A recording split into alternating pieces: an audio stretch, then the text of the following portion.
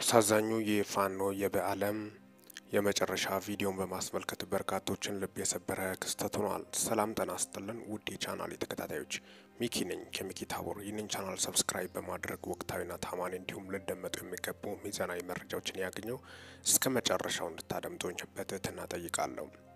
እንግዲህ ኢትዮጵያ ውስጥ በጣም የሚያሳዝነው ጦርነት ከሌለ ጾሟን ማደር የማትችል ሀገር እንደሆነችም በርካታ ምሁራኖች እየገለጹ ናቸው።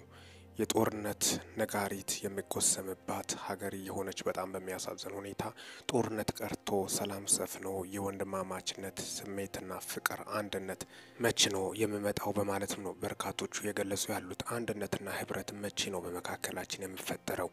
የፖለቲካ ልዩነቶቻችንን መቼ ነው ወደ መቀመጫ በማምጣት በሰላማዊ መንገድ የምንፈታው? የሰው ልጅ የድሃ ልጅ እንደ ቅጠል እየረገፈ ነው፣ እያለቀ ነው። በጣም አሳዛኝና ልብ ሰባሪ፣ በጣም ልብ የምነካ እንግዲህ እየሆኑ ያሉት በተለይ ኢትዮጵያ ውስጥ እንግዲህ ከቅርብ ጊዜያት ወዲህ እንግዲህ ከ2011 ዓመት ወይም ከኮሮና መልስ በኋላ ብዙ ወጣቶች ያለቁበት በተለይ የሰሜኑ ጦርነት መቼም የማይረሳ የትግራዩ ጦርነት ላይ እንደዚሁ በሚሊዮን የሚቆጠሩ ኢትዮጵያኖች እንደ ቅጠል ረገፉ። ዞሮ ዞሮ ደግሞ ቤተሰቦቻቸው ልብ ስብራት ውስጥ ናቸው። ልጆቻቸው ደግሞ የሞቱበት የአሟሟት መንገድ በጣም በሚያሳዝን ሁኔታ በጦር ሜዳ ህይወታቸው ሲያልፍ የበርካቶችን ልብ ይሰብራል። እንግዲህ በጣም በሚያሳዝን ሁኔታ በውጊያ ሜዲያ በርካቶቹ በውጊያ ላይ እንደ ቅጠል ስረግፉም ነው ምስተዋለው።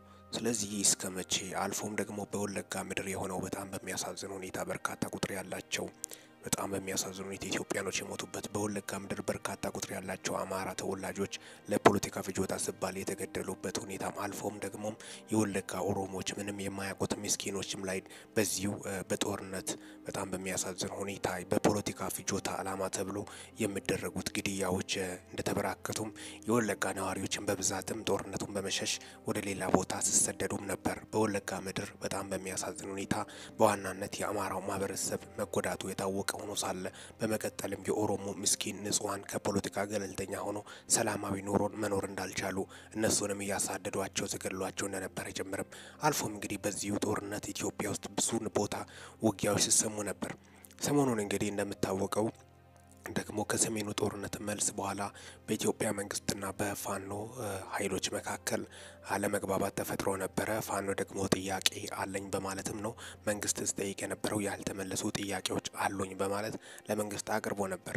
በዚህ ጉዳይ እንግዲህ አልፎም በዚሁ በፋኖና በመንግስት መካከል የተነሳው ግጭት አልፎም የአማራ ክልል ተወላጅ የነበሩት አንዱ ባለስልጣን በዋናነት መገደላቸው የምታወስ ነው። ከፍተኛ ባለስልጣን መካከልም እሳቸው መገደላቸው በርካቶችን ሀዘን ፈጥሮ ወደ ትውልድ ስፍራቸውም ቀብር ስነ ስርዓታቸው መደረግ በቀጥታ ስርጭትን በቴሌቪዥንም ስተላለፍ ነበር። የበርካቶችን ልብ የሰበረ ክስተትም ሆኖ ነበር።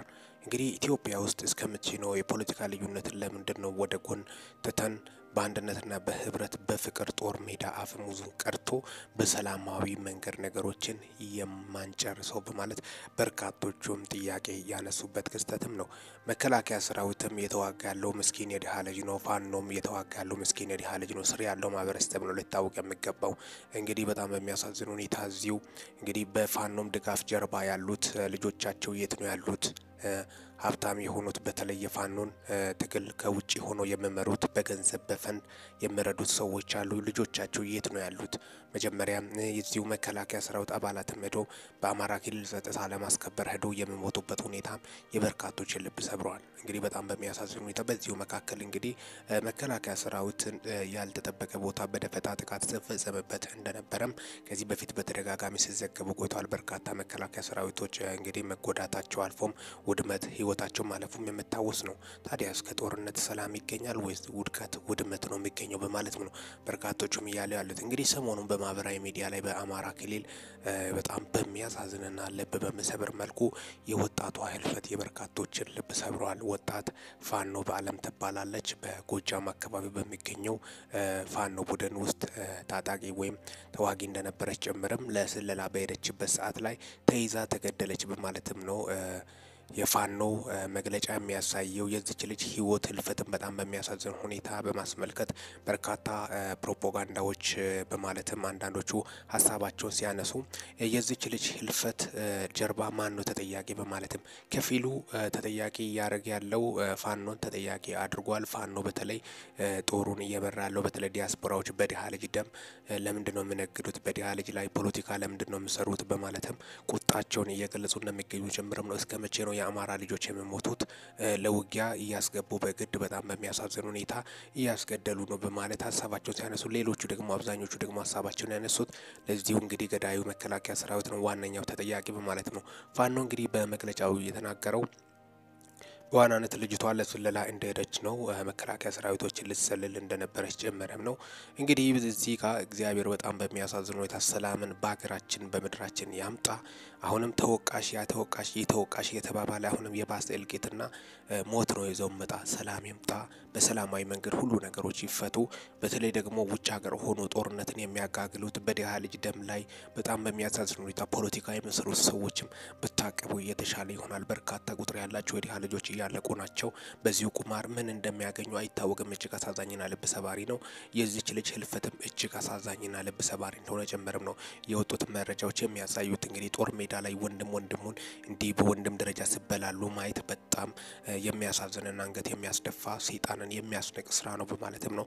እስከ መቼ ነው ወንድም ወንድሙ ላይ ጥይት የሚያንሰው እርስ በርስ የሚገዳደለው የምትላለቀው በቀል በቀልን እየወለደ እስከ መቼ ነው የሚቀጥለው በማለትም ነው። ስለዚህ ከዚህ የሚገኘው ምንም ትርፍ የለም። ክሳራና ክሳራ ስለሆነ ሁሉም ነገር በሰላማዊና በፍቅር በመቻቻል በዚሁ ላይ ደግሞ እውነት ፋኖ ጥያቄ ደግሞ መንግስትም ፋኖ አስቸጋሪ ነው ካለ በማስረጃ ፋኖም ደግሞ መንግስት አስቸግሮኛል ካለ በማስረጃ ተጠያቂ አካል ሊጠየቅ እንደሚገባ ጭምርም ነው። የዚች ልጅ ህልፈት ብቻ ሳይሆን የበርካቶች ቁጥሮች በካሜራ ውስጥ ያልገቡት በርካታ ቁጥር ያላቸው ኢትዮጵያኖች እንዲሁ በውጊያ በአውድማው በጣም በሚያሳዝን ሁኔታ በውጊያ አውድማ ላይ ሲሞቱ ተስተውሏል ማለትም ነው። ይህ ነገር ሊቀር ይገባል። መሰልጠን አለብን። በዘመናዊ መንገድ ነገሮችን መፍታት አለብን። በህብረት በወንድማማችነት ስሜት በእኩልነት በኢትዮጵያዊነት መንፈስ በተለይ በአንድነት መንፈስ ነገሮችን መፍታት እንዳለብን ያለፈውን ነገር በተለይ በቀል በቀል እየወለደ የሚቀጥል ከሆነ አሁንም ሌላ ጦስና መከራ ሌላ እልቂት ነው። ቀጣይ ደግሞ ማን ይሞት ይሆን በማለትም ነው በርካቶቹ ሀሳባቸውን እየገለጹ ያሉት። ትናንትና አሳዛኝ ነገሮችን ሲሰሙ ቆይቷል። በተለይ ለቤተሰቦቿ ያለው አሳዛኝና በጣም በሚያሳዝን ሁኔታ ልብ ሰባሪ ክስተት ላይ ናቸው።